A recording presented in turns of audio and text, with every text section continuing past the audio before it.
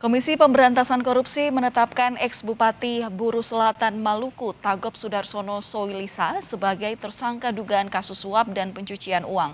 Tagop diduga menerima hadiah atau gratifikasi dan tindak pencucian uang dalam proyek dinas PUPR periode 2011-2016 di Buru Selatan Maluku.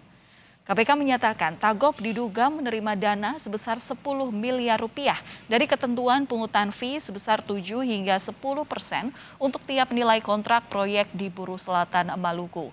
Selain Bupati Buru Selatan, KPK juga menetapkan dua tersangka lainnya, yakni Johnny Rinard Kasman dan Ivana Kuelju, selaku pihak swasta. Kedua tersangka, yakni Tagop dan Johnny, akan ditahan selama 20 hari ke depan, sementara tersangka Ivana Kuelju belum dilakukan penahanan karena tak kooperatif. Setelah dilakukan pengumpulan informasi dan data, kemudian ditemukan adanya bukti permulaan yang cukup, KPK melakukan penyelidikan dan kemudian meningkatkan status perkara ini pada tahap penyidikan dan mengumumkan tersangka sebagai berikut.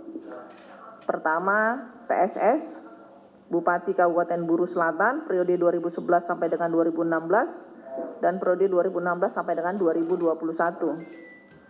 JRK, swasta, dan IKA juga unsur swasta. Dari penentuan para rekanan ini, diduga juga TSK TSS meminta sejumlah uang dalam bentuk fee dengan nilai 7% sampai dengan 10% dari setiap nilai kontrak kerjaan, dan khusus untuk proyek yang sumber dananya dari dana alokasi khusus atau DAK ditentukan besaran fee masih di antara 7% sampai dengan 10%, ditambah 8% dari nilai kontrak pekerjaan.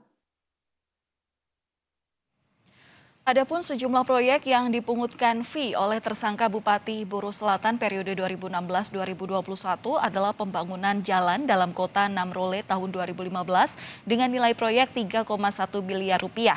Peningkatan jalan dalam kota Namrole dengan nilai proyek 14,2 miliar rupiah.